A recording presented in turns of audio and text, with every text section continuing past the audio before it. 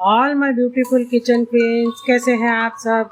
तो आज मैं आप लोगों के लिए बहुत ही टेस्टी, बहुत ही इजी और बहुत ही एकदम नई रेसिपी लेकर आई हूँ, जिसमें मैं बाजरे का भरवा पराठा बताने वाली हूँ।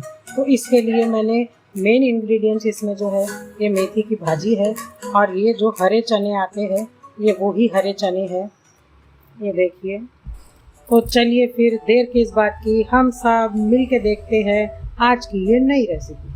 और अगर आप लोगों के पास में ये हरा चना ना हो तो आप इसकी जगह पर मटर भी ले सकते हैं। तो इसके लिए मैंने ये एक लाल गाजर को पीस लिया है, ये लाल मिर्च को भी पीस लिया है, ये हरे प्याज की सफ़ेद जो हिस्सा होता है वो प्याज वाला हिस्सा वो अलग कर लिया है, और जो उसकी पत्तियाँ होती है हरी उसको अलग कर लिया है।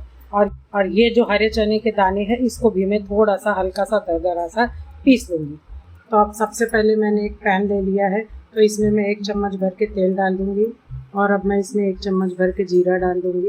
और अब मैं पहले ये जीरे को अच्छे से तड़कने दूँगी, और अभी ये सीज़न है इसलिए ये लाल मिर्च मिल रही है। तो अब मैं जीरा होने के बाद ये लाल मिर्च डाल के भी इसको हल्का सा कम आंच पर इसको 10 से 20 सेकंड के लिए भून लूँगी। और अब सबसे पहले मैं इसमें ये सफ़ेद प्याज का सफ़ेद वाला हिस्सा डाल दूँगी, और अब इसको भी मैं 1 मिनट तक भून लूँगी।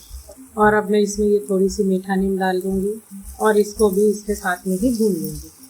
अब ये भून गया है 1 मिनट। अब मैं ये हरी पत्तियाँ जो है प्याज की ये भी इसमें डाल दूँगी, और इसको भी अच्छे से पहले मिला दूँगी, और इसको भी अच्छे से 30 सेकंड तक भून लूँगी। ये जो हम भून रहे हैं ये भूनने से इसमें इसका स्वाद जो है हर चीज़ का स्वाद बहुत ही अच्छा आएगा और बढ़ जाएगा, इसलिए इन सब सब्जियों को पहले अलग अलग से भून जरूर लें।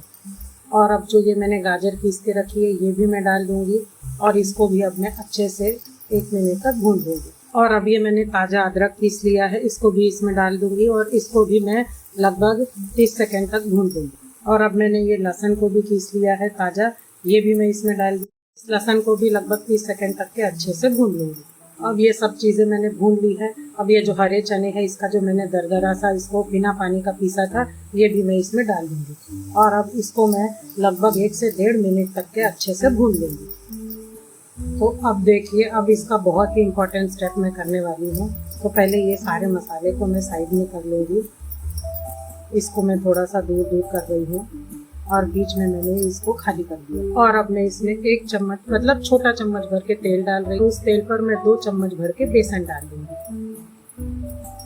और अब इसको अच्छे से भून लूँगी। इस बेसन को मैं मध्यम आंच करके इसको फटाफट हिलाते हुए इसको 2 से 3 मिनट के लिए भून लूँगी। और अब ये बेसन की भीनी भीनी सी खुशबू आने लगी है, तो अब मैं इसमें ये सारी की सारी जो सब्जियां मैंने डाली है उसको भी मिला दूँगी, और सबको मिला के भी मैं 1 मिनट तक भून दूँगी। और अब मैंने ये 1 छोटी कटोरी भर के पालक भी धो ली थी अच्छे से और काट ली थी, इसको भी डाल दूँगी। और साथ ही में जो ये मेथी है ये भी मैं 1 कटोरी भर के डाल रही हूँ। इसको भी मैंने अच्छे से धो लिया था, सुखा लिया था और काट लिया था। अब इन सबको भी मैं 1.5 से 2 मिनट तक अच्छे से सब सामग्री के साथ में मिला लूँगी, और उसके बाद इसको अच्छे से भून लूँगी। तो अब मैंने ये सभी सामग्रियों को मिला दिया है, यानी कि सभी सब्जियों को मिला दिया है। अब मैं इसमें ये मोटा नमक स्वादानुसार डाल रही हूँ, आप चाहें तो आप सादा नमक भी डाल सकते हैं। और अब इस नमक को डालने के बाद में भी मैं इस सब्जी को अच्छे से मिला दूँगी। और ये मैंने हरी धनिया को उसकी डंठल के साथ में काटा है, इसको भी मैं इसमें डाल दूँगी। और अब मैं इन सभी सब्जियों को अच्छे से मिला दूँगी।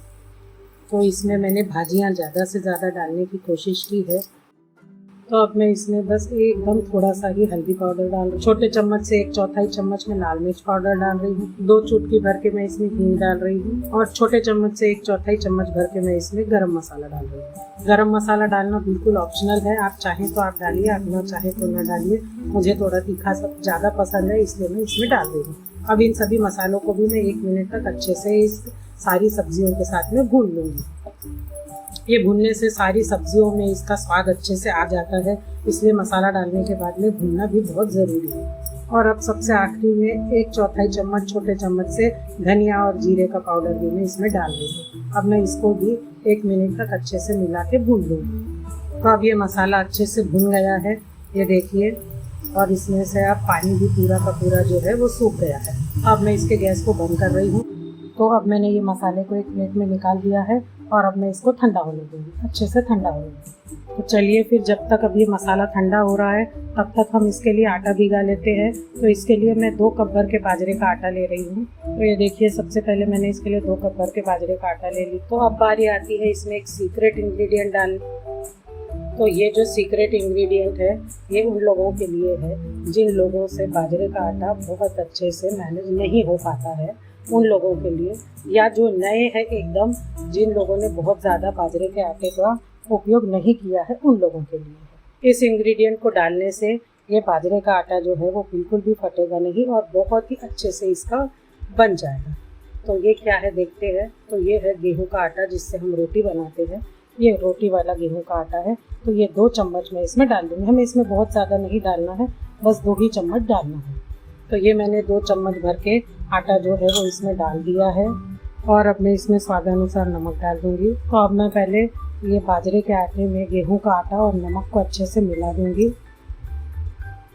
और अभी आटे को हमें बहुत गीला नहीं भिगाना है, इसको हमें नॉर्मल ही भिगाना है। तो इसमें मैं थोड़ा थोड़ा करके पानी डाल के अभी इसको आटे को भिगा दूँगी। इसमें हमें थोड़ा थोड़ा करके ही पानी डालना है, बहुत ज़्यादा पानी एक साथ नहीं डालना है। तो ये देखिए 1 कप आटा भिगाने में मुझे 1 कप पानी पूरा लग गया है। तो अभी आटा भीग गया है, बस हमें ऐसा ही भिगाना है, ना तो बहुत ज़्यादा नरम चाहिए है और ना बहुत ज़्यादा कड़क चाहिए है। तो अब मैं इसको हल्का सा पहले मसल लूँगी। तो इसको मसलने का ये जो तरीका है ये मेरी अम्मा का, मेरी नानी का, इसको ऐसे हाथों से दबा के उंगलियों से, ये बचपन में हम लोग खेलते थे। जब कभी भी हमारी अम्मा आटा भिगाने बैठती थी उसके बाद का ये काम, ये हम अपनी उंगलियों के निशान देखकर बहुत खुश होते थे और ऐसे ही हम आटा भिगाते थे। तो इस आटे से को मसल लेना चाहे इसलिए मैं ये कर रही थी। इस आटे को भिगोते हुए मैंने अपनी अम्मा को भी याद कर लिया, अपने बचपन को भी याद कर लिया और ये आटे को भी नरम कर लिया। तीनों काम एक साथ में ही हो गए। तो अब इस आटे की मैं एक लोई बना लूँगी। तो ये देखिए सबसे पहले मैंने इसकी एक लोई बना ली है और अब इस लोई पर सूखा आटा लगा दिया है।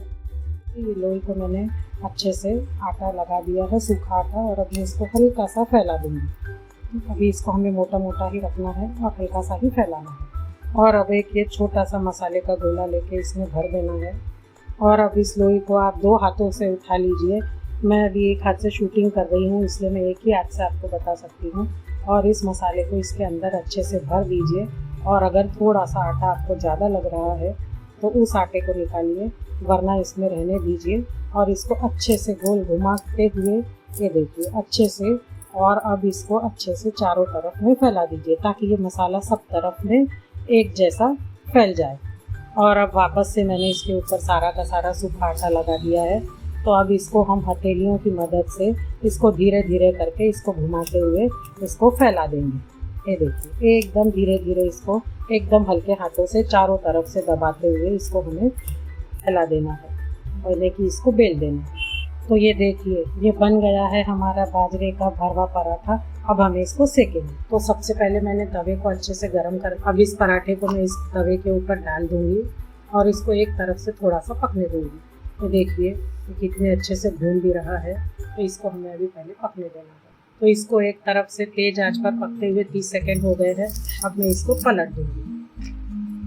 तो ये देखिए ये इस तरफ से पक गया है। तो अब मैं इसमें ये घी लगा दूंगी इसके चारों तरफ अच्छे से। आप चाहें तो आप तेल भी लगा सकते हैं पर ये घी का ही ज़्यादा अच्छा लगता है।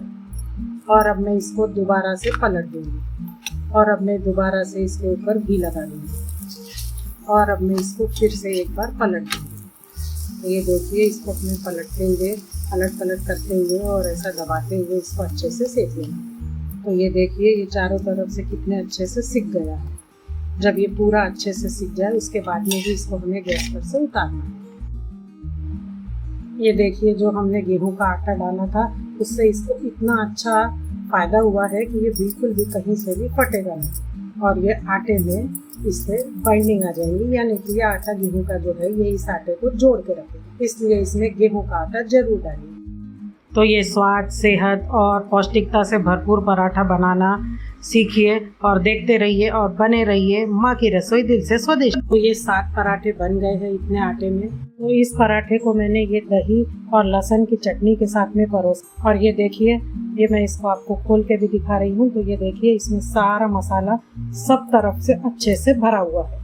तो फ्रेंड्स, मेरी ये रेसिपी आप लोगों को कैसी लगी मुझे कमेंट करके ज़रूर से ज़रूर बताइए।